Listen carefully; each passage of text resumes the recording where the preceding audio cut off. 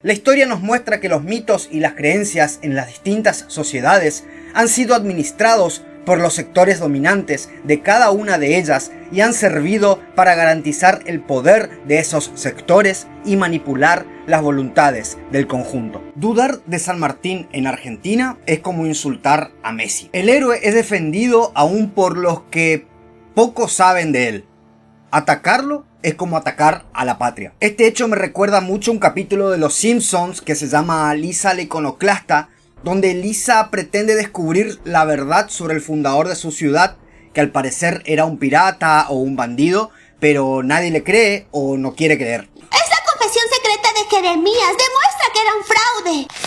Confesión secreta de Jeremías Springfield. Sabed que en mi vida... creo que caíste en una mala falsificación, Lisa. Por desgracia, la investigación histórica está plagada de este tipo de trampas. Pero explica por qué no sabía de Jeremías Springfield antes de 1795, porque hasta entonces él fue Hans Sprungfeld. Eso es absurdo. Y ahora fuera. Tienes prohibida la entrada a la sociedad histórica. Tú, tus hijos y los hijos de tus hijos... por 3 meses. No vamos a buscar pelea. Este video no es para acrecentar aún más la grieta que tanto nos divide, cosa que hacen los políticos. De hecho es lo único que saben hacer, abrir más la grieta. Y viene al caso el tema de que varios de ellos se pusieron a hablar de San Martín hace poquito y con el simple fin de vencer en la pelea, sin conocimiento, sin haber leído un libro más que lo que habrán leído en la primaria o en la secundaria, con el simple fin de pelear. Cosa que nosotros no vamos a hacer. ¿Sabes lo que me dijo un chico una vez? ¿Qué? Que en Paca Paca decían que los españoles eran los malos y los argentinos eran los buenos. ¿Y a vos qué te parece? Que no. Y que entonces, contame, ¿cómo sería entonces la... Reescribimos la historia, no hay ningún Paca problema. Paca cuenta esas cosas. Está bien. Paca Paca cuenta esas cosas. Sí, claro, sí. Es cierto. ¿Vos creés que los españoles eran los malos? Y, digamos, en función de lo que sucedió, de todas las muertes que sucedieron, ¿sabías que Bueno, murió te cuento, yo soy español. Sí, yo también. Y tengo pasaporte español. ¿Y qué nos hace? Mis abuelos son españoles. Yo también. Mis abuelos no eran malos y yo no uno soy lo malo. escucha es pariente de Cortés. Claro, Claro. directamente. No, él es el hijo de Cristóbal Colón. Yo solamente quiero mostrarte que no existe una sola historia. Hay varias interpretaciones sobre los hechos históricos que de por sí ya son casi inalcanzables, más aún de estas épocas que vamos a tratar. Existen tantas historias como historiadores haya. El historiador lo que hace generalmente, y que a mi entender suele estar mal, es dar su valor a la historia que está redactando. La historia que estudia y la historia que redacta le da su valor, su interpretación, su opinión. Y esa historia que nosotros leímos de chico, la primaria, en la secundaria, no es la única historia. Simplemente se le dio más importancia a esa historia que a las otras. ¿Por qué? Porque esas interpretaciones pueden convenir más a un poder político o legitimar a un poder político, o varias posibilidades más. Hoy vamos a ver otra parte de la historia que quizás no conocías. Y ya te dije, no para que odies, no para que te pongas a pelear a ver quién es el bueno o el malo de la película, sino simplemente para que tengas un entendimiento más global de la misma. Yo soy Maxi, y esto es Spartax.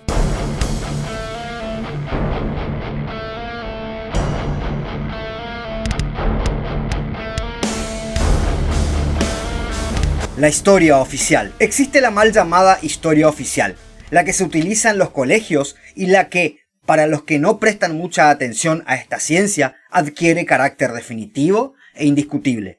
Lo oficial no es sinónimo de realidad ni de verdad. Ambos son casi imposibles de obtener, más aún en aquellas épocas donde el registro de lo vivido no se guarda más que en testimonios o relatos que muchas veces no son ciertos o son alterados por la interpretación que tenga el que la cuenta. En la Argentina hay una historia oficial, contada de modo muy poético para atrapar corazones, al estilo Hollywood en Estados Unidos, pero contra la cual hay muchos que la rebaten, que la impugnan, que la discuten. Y como toda treta del poder, cualquier opinión que vaya en contra de esa historia oficial siempre es vista como rebelde y se la hace a un lado, no se la estudia, no se le da el valor que se le debería dar. Se la despoja sin analizarla, sin darle la oportunidad de escucha. Algo así ocurre con San Martín. Este personaje fue venerado por cierto sector de la historiografía como si fuera un ser mitológico griego, un salvador, un libertador, y ese sentido otorgado quedó para siempre. Se enseñó así en las escuelas, se otorgó feriados en los calendarios, se pusieron nombres a calles y a avenidas, y al que quiera discutirlo será visto como un traidor a la patria, un facho o cualquier tipo de desprestigio. Pero como dije anteriormente, hoy vamos a ver una opinión distinta, una opinión de pocos que se animaron a ir en contra de esta historia oficial, en un sitio muy peligroso de indagar que es la historia argentina. El interés británico sobre Hispanoamérica. Hispanoamérica, que en los tiempos que vamos a analizar era colonia española o formaba parte de ella, fue desde hace mucho tiempo una cuestión muy importante para Gran Bretaña. No se trató solo de ataques aislados, sino más bien una preocupación casi fundamental del gobierno. En 1711, por ejemplo, estuvo dando vueltas en Londres una especie de panfleto con el nombre Una propuesta para humillar a España, del cual tenemos un video en este canal, desde el cual se aconsejaba una invasión a estas tierras. Esta intención de atacar suelo americano se manifestó también con el Plan Maitland, del cual también tenemos un video en el canal, y que fuera descubierto en 1981 por un político argentino. Tal plan, según el autor, usó San Martín para liberar los países que liberó, pero en realidad el plan consistía en capturar esas tierras. También se efectivizaron ataques reales, como los de 1806 y 1807, los cuales significaron una verdadera humillación para los británicos. Pero estos objetivos bélicos fueron cambiando para Gran Bretaña, pues se empezaron a dar cuenta que de poco les sirve gastar en la guerra, le producía un gasto demasiado enorme. Entonces notaron que la mejor forma de introducirse en América, de conquistarla, de tenerla bajo su control, era por medio del comercio. Y a este pensamiento político de ir en son de paz a América fue acompañado también por las nuevas ideas del libre comercio que fueron entrando a las aulas universitarias en Gran Bretaña, la revolución industrial que fue un boom en esas épocas, y también el contexto histórico del bloqueo napoleónico. No se olviden que Napoleón, al iniciar sus invasiones, bloqueó Inglaterra para que no pueda comerciar. Entonces, no teniendo dónde colocar su excedente en mercaderías, entonces se fijó en América del Sur, en Hispanoamérica. Y no solamente eso, para el autor, la clave de por qué Inglaterra se fijó en los dominios españoles en América fue porque España colaboró con la independencia de los Estados Unidos, es decir, la ex colonia británica. Todo este plan británico sobre este lado del continente fue intercambiándose entre lo formal y lo informal secreto, ya que las relaciones de paz y guerra alternadas entre España y Gran Bretaña fueron mutando según las características de las épocas que estuvieran transcurriendo. El apoyo que sostuvieron ambas como aliadas contra el poder napoleónico significó que esta última no volcara abiertamente sus intenciones de colaboración a la independencia de América, que ya estaba en plena revolución intentando sacarse de encima la dependencia española. Dice Lord Castlereagh, político británico en esos tiempos, respecto a esto: parece indispensable que no nos presentemos a ninguna otra luz que no sea aquella que nos muestre como auxiliadores y protectores. Y dirá más tarde Canning a Granville, dos políticos británicos, en 1825, luego de que Inglaterra reconociera las independencias hispanoamericanas: los hechos están ejecutados, Hispanoamérica es libre, y si nosotros sentamos rectamente nuestros negocios, ella será inglesa. Ella será inglesa. La llegada del héroe. Gran Bretaña necesitaba un líder para lograr el Plan Maitland. Ese líder era San Martín. Dice el escritor Scalabrini Ortiz al respecto: la habilidad británica trata de reconstruir la estructura colonial con que ha mantenido encadenada a la República Argentina durante más de un siglo. merced a la técnica de utilizar como personeros de sus intereses a ciudadanos argentinos secretamente comprometidos a sus servicios. San Martín había abandonado España, donde prestaba servicios militares, y con ayuda británica consiguió ir a Londres y desde allí a Buenos Aires el 19 de enero de 1812. Una vez establecido, lideró lo que para muchos historiadores fue el primer golpe de Estado, derrocando el primer triunvirato y colocando en el gobierno a personas afines a sus propósitos.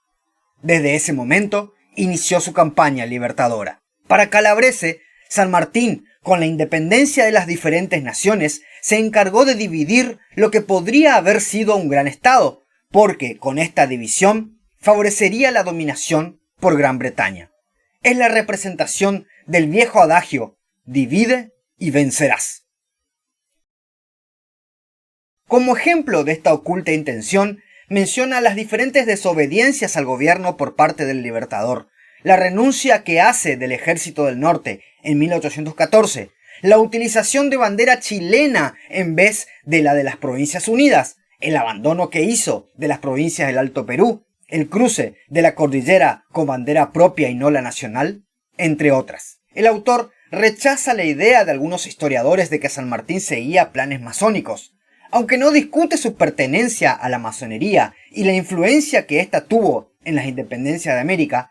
Indica que en varias oportunidades desobedeció órdenes de ésta y por ende no podría haber seguido instrucciones de la misma, sino exclusivamente de la corona británica. No obstante, San Martín habría utilizado a su provecho a los masones para cumplir sus propósitos.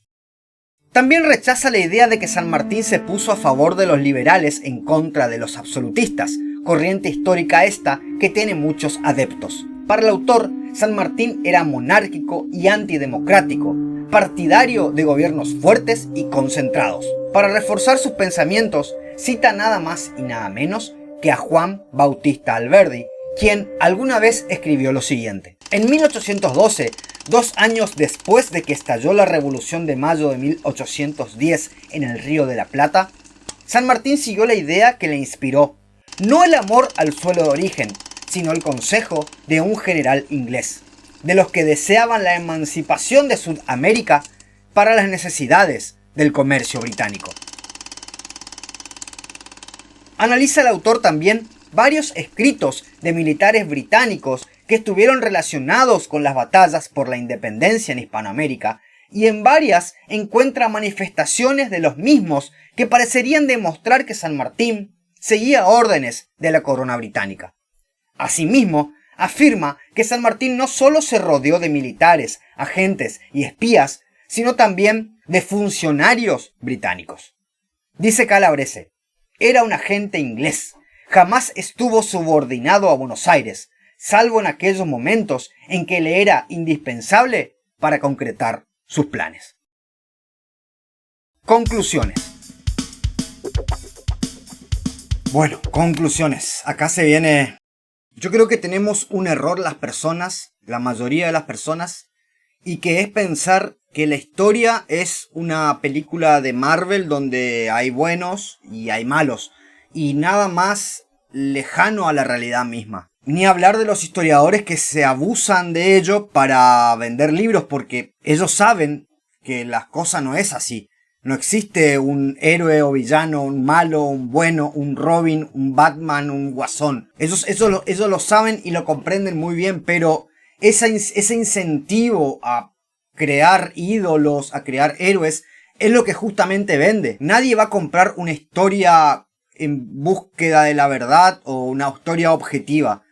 A todos les gusta más esa peleita entre lo blanco y lo negro, entre lo malo y lo bueno. Como dije en un principio, lo que la mayoría conoce de la historia argentina no es la realidad misma, no es la única que hay, no es la verdad absoluta. Solo es el parecer, la interpretación de quien escribió ese relato sobre la historia. Que capaz que por prestigio o por pura estrategia de marketing o por su forma de escribir logró que la misma sea tomada en cuenta y no otras. Pero no por ello ostenta la verdad absoluta. No soy licenciado ni profesor de historia, soy un simple profesor universitario y abogado. Abogado. También se repara calzado. Malditos clavos. Bueno, pueden estar tranquilos, amigos, porque han recurrido al mejor en representaciones legales. Amante de los libros, y por lo que leí hasta ahora, te puedo asegurar que me di cuenta de muchas falacias en la historia. La historia es apasionante porque justamente existen pocas certezas y existen personas que no se quedan con lo que aprendieron, sino que se animan a refutarlas y a pelear por sus ideas. Y eso es aún más apasionante. Esta historia, la nuestra, la argentina, la de Hispanoamérica, fue foco de muchas alegrías y logros, pero también de muchas tristezas. Hubo pueblos que desaparecieron por el simple hecho de no cumplir con los requisitos que exigía el capitalismo naciente, por tener otras costumbres o no dejarse avasallar con una religión que no conocían y no tenían obligación de comprender. Quizás fuimos víctimas, como dice el autor de esta obra, de la colonización cultural.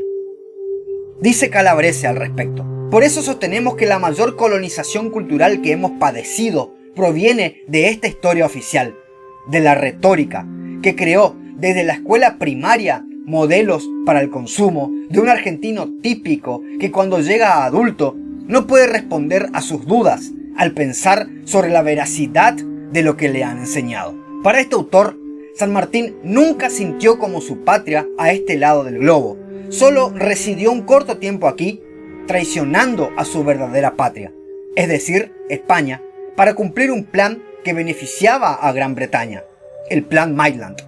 Aquí se lo trató como héroe solo gracias a los historiadores que así lo redactaron, pero en la realidad Hispanoamérica lo rechazó por considerarlo un traidor. Aquí no quiso vivir y ni siquiera morir. Pero estas afirmaciones son también unas de las tantas interpretaciones que hay de nuestra historia, y como tal, así debemos comprenderla.